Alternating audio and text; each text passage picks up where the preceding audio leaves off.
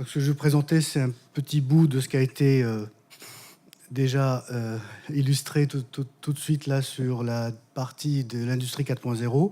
Et c'est ce qui est relatif à la dimension de la maintenance industrielle et en particulier la tendance vers la maintenance prédictive qui est liée à toute cette révolution numérique dans l'usine.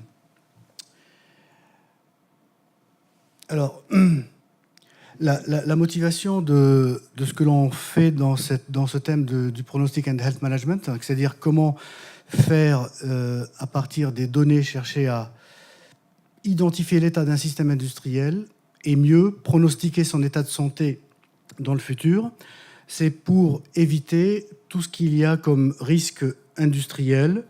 Et en particulier, beaucoup de soucis et beaucoup de risques industriels sont liés à un défaut de maintenance. Ça a été prouvé.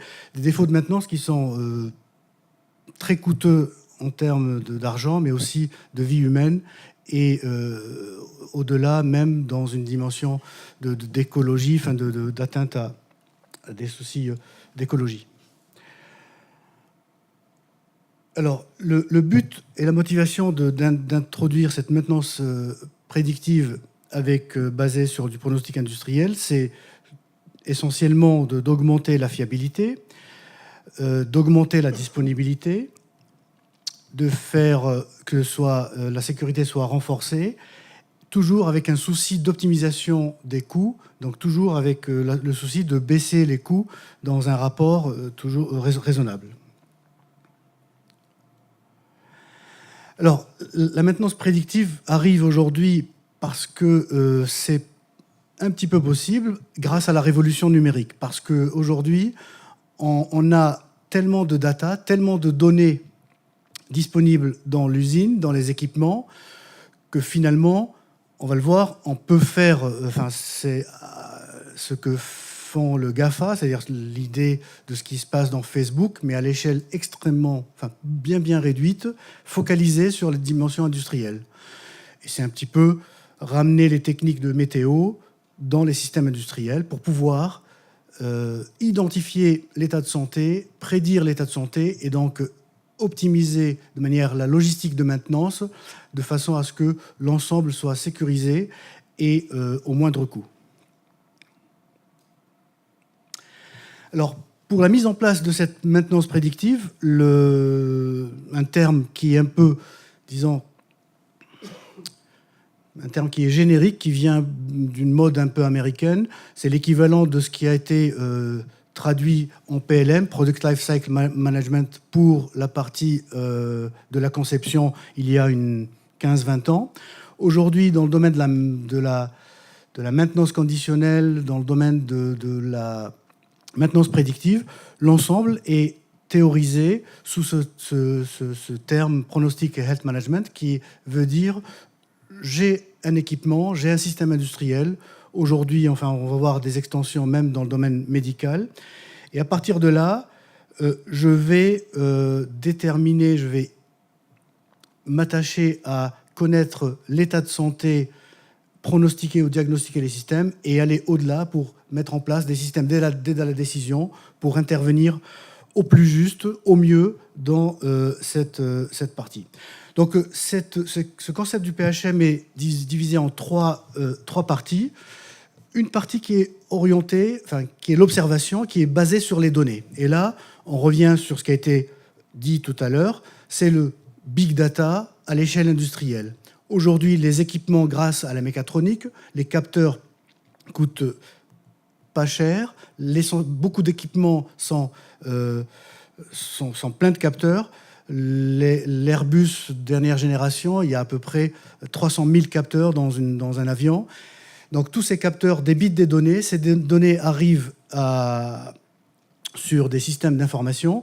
Et le but, dans la seconde partie de l'analyse, c'est de faire parler ces données, de sortir le sens de ces données à partir des techniques essentiellement d'intelligence artificielle. En tout cas, nous, on travaille sur cette partie-là, mais on peut associer les modèles mathématiques, les modèles statistiques à l'intelligence artificielle pour faire parler ces données qui sortent des équipements grâce à la révolution numérique qui a fait exploser la mécatronique, où donc dans tous les équipements, on est capable de faire plein de choses, avec d'ailleurs des soucis même de sécurité, puisque aujourd'hui, si on a un super hacker, et si on a une belle voiture, une 607, les derniers modèles, où il y a beaucoup de mécatronique, avec un bon hacker, on peut avoir des soucis si on dit pas bonjour au voisin, il peut arrêter la voiture et on peut ne pas démarrer dans la journée.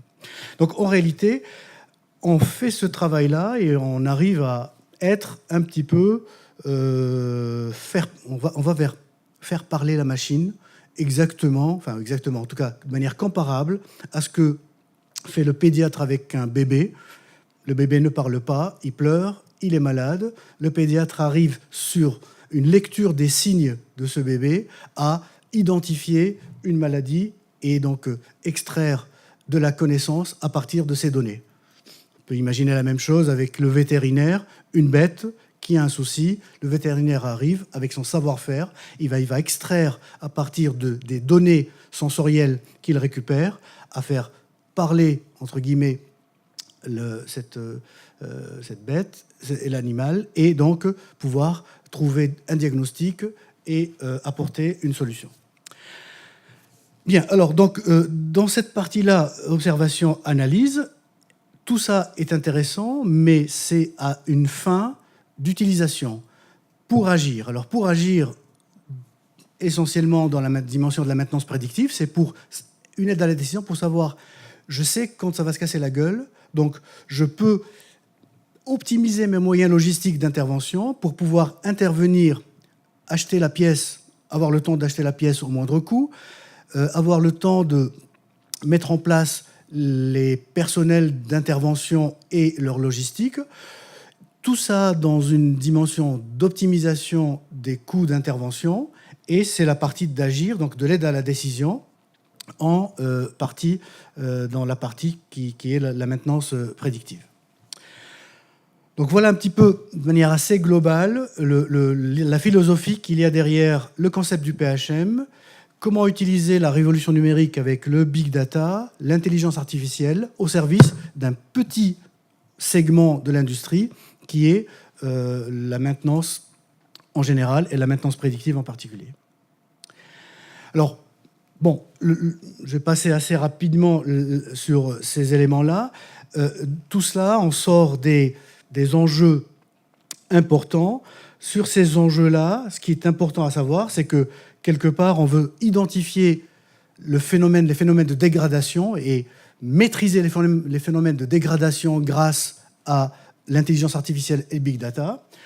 On veut savoir et maîtriser comment placer les capteurs, quel type de données est pertinente par rapport à une autre, et en somme, finalement, gérer tout le flux de données pour optimiser ce processus. Et donc, par rapport à ça, l'essentiel de ce que l'on fait, c'est du traitement du signal, mais avec une bonne dose de machine learning, et on revient sur cette instanciation de l'industrie 4.0 versus maintenance industrielle et maintenance prédictive.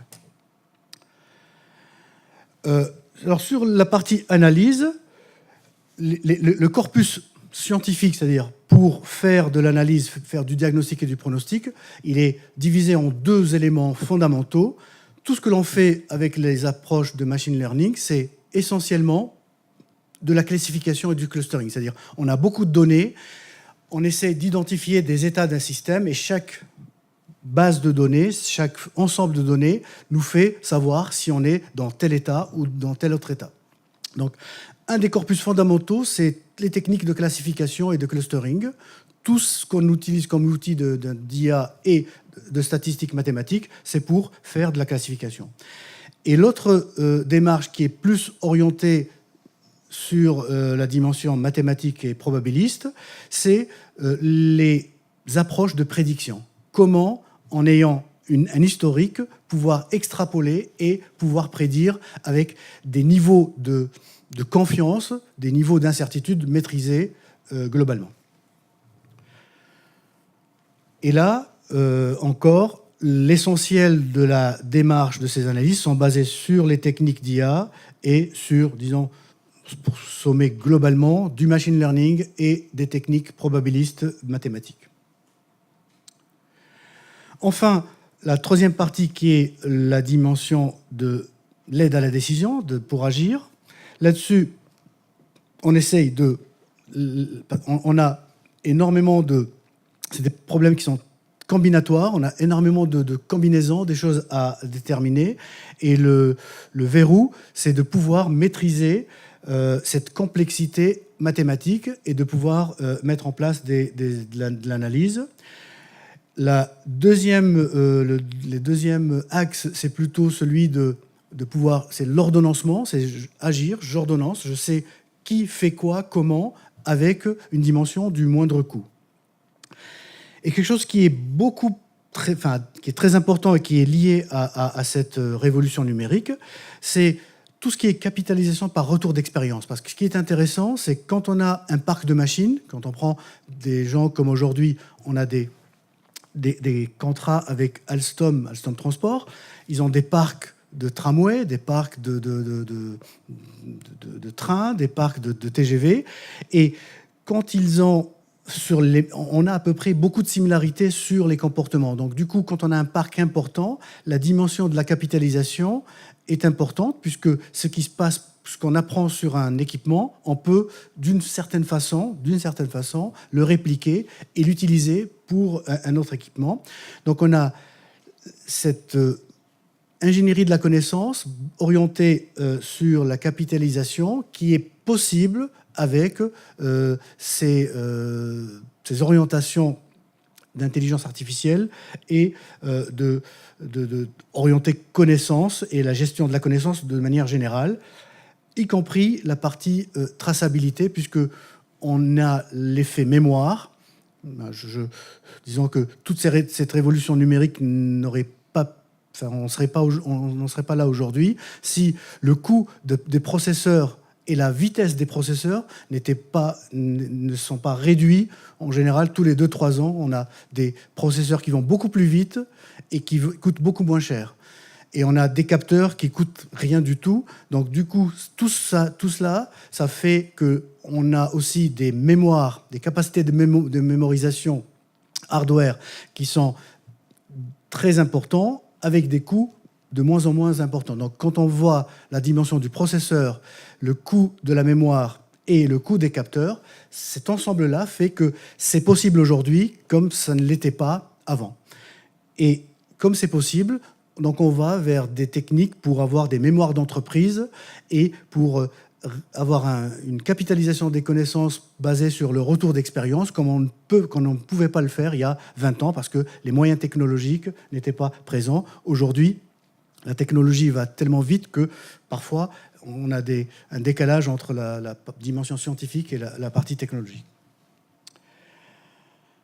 Bien, alors un petit mot pour voir que finalement aujourd'hui cette dimension du PHM qui est intégrée dans l'industrie 4.0 est quelque chose qui intéresse énormément les industriels.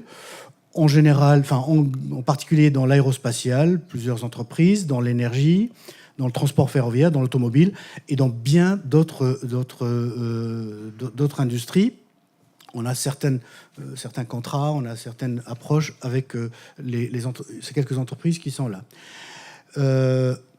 Un élément qui est important et qui montre un petit peu cette tendance-là, c'est qu'au niveau de l'école, au niveau du laboratoire, sur les 5-6 derniers docteurs qu'on a formés, ils sont tous dans des entreprises qui sont citées là, à travailler dans ce domaine du PHM pour une approche d'IA, de machine learning dans l'industrie. Le dernier était à TER à l'ENSEM et il vient de prendre un poste chez Renault pour travailler sur cette partie pronostic pour la voiture autonome, le projet voiture autonome de chez Renault. Donc on voit bien un petit peu cette tendance qui est vraiment axée et puis donc qu'on essaye d'accompagner. Alors, ce thème-là, qui sous forme PHM est en émergence depuis une quinzaine d'années, ça a été poussé par un centre de la NASA aux États-Unis. Mais aujourd'hui, on a dans beaucoup de pays, c'est en émergence. En particulier donc les États-Unis, en Europe, des tendances fortes en Amérique du Sud, au Chili. En Chine, il y a un centre qui est à peu près la taille de l'équivalent de notre école d'ingénieurs, qui est orienté sur le PHM. Et la fois dernière, donc il y a 2 ou 3 ans, dans une conférence PHM en Chine, on a eu la présence quelqu'un du ministère de l'Industrie de Chine qui dit bon, nous on va mettre le paquet sur cette partie PHM parce que tout le monde dit qu'on a des pièces, on fabrique des produits pas très chers, pas très fiables, etc. Mais aujourd'hui, on est en train de mettre en place, de fabriquer nos propres TGV, nos propres avions, et puis on veut monter en gamme, et on voudrait que demain, on ait une industrie chinoise qui soit avec du PHM inside. C'est-à-dire qu'on va proposer, en vendant un produit, le processus, un système hardware qui accompagne cette dimension du PHM. Et on voit aussi donc finalement les enjeux internationaux de cette partie-là. Bon, et comme l'évoquait notre collègue suisse, ça pousse en termes stratégie à voir comment avoir des stratégies européennes pour encore exister face aux géants américains et aux géants chinois. Donc il y a à la fois une dimension scientifique, industrielle et stratégique au sens politique. Bien, alors je vais peut-être pas, je vais essayer de pas trop descendre dans le détail, juste pour dire que cette notion de pronostic, on est là pour anticiper la panne. Le diagnostic, c'est j'ai déjà une panne, je veux savoir qu'est-ce qui s'est passé. Le pronostic, c'est je veux, au moment du début du déclenchement de quelque chose, lorsque je détecte à peine quelque chose, je veux anticiper, savoir quand est-ce que ça va se passer pour pouvoir agir efficacement. Et ce pronostic, donc, la métrique, c'est le Remaining Useful Life, c'est le RULE, qui est le temps restant avant défaillance, donc qui est défini d'une manière assez précise. Et on voit bien que les enjeux ici sont d'abord identifier à quel moment se déclenche la dégradation. Donc là, on a besoin de connaissances précises sur le comportement des systèmes. Ensuite, il y a le déclenchement, le moment où je détecte la dégradation, et à ce moment-là, avec mes modèles intelligence artificielle et mes modèles mathématiques, je fais de l'extrapolation pour déterminer avec le meilleur niveau de confiance cette partie-là. En réalité, on est dans le domaine industriel, on arrive aujourd'hui à faire des choses assez intéressantes et assez précises. On essaie de faire de la météo, les techniques de météo dans le domaine industriel. Alors, en termes d'approche, si je descends au niveau technique, il y a 2 types d'approches. Soit c'est basé sur des modèles physiques, lorsqu'on connaît vraiment notre système, soit basé sur les données, de manière très synthétique. L'approche physique, on a une quantification de la dégradation, une réutilisation des modèles. Seulement, les hypothèses sont souvent simplificatrices, l'applicabilité est réduite. On peut faire des choses intéressantes, mais alors ça coûte beaucoup d'argent. En particulier, par exemple, on a des collègues qui travaillent sur ce pronostic dans les raffineries de pétrole. Ils ont mis à peu près 2-3 ans pour avoir un modèle assez fidèle, et ça coûte beaucoup d'argent. De l'autre côté, c'est les approches guidées données, donc approches guidées données qui sont plus faciles à mettre en œuvre. On a moins d'hypothèses simplificatrices parce que ça c'est utilisé dans plein on peut l'utiliser globalement. Un coût de mise en œuvre relativement faible. Le moins, c'est que on a beaucoup de données représentatives, donc on ne sait pas quelles sont les données pertinentes par rapport à d'autres. Donc parfois, on perd en efficacité. Et quand on sort quelque chose, quand on sort une interprétation, parfois la partie physique, on la perd parce qu'on n'a pas la signification physique. On sait c'est une donnée et ça s'arrête là.